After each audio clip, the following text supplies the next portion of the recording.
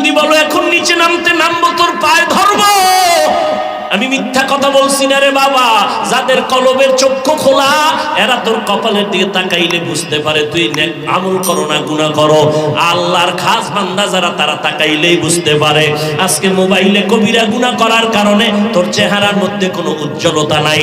আল্লাহ পাক যেইভাবে তোর চেহারাটা বানাইছেন একটু নজর করে দেখ। আমার মাওলারে চিনস নি রে বাবা? আমার মাওলারে তালাশ কর।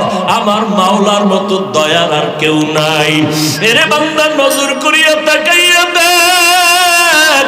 রডের ফ্যাক্টরি থেকে সিমেন্ট আসে না, সিমেন্টের ফ্যাক্টরি থেকে রড আসে না, তৈলের ফ্যাক্টরি থেকে লবণ বের হয় না, লবণের ফ্যাক্টরি থেকে তৈল বের হয় না। আর আল্লাহ কেমন কুদরতের মালিক। আম্মা জানেরে আল্লাহ একটা ফ্যাক্টরি বানায় দিছেন। ওই ফ্যাক্টরি থেকে আল্লাহ 5টা সন্তান বের করেছেন।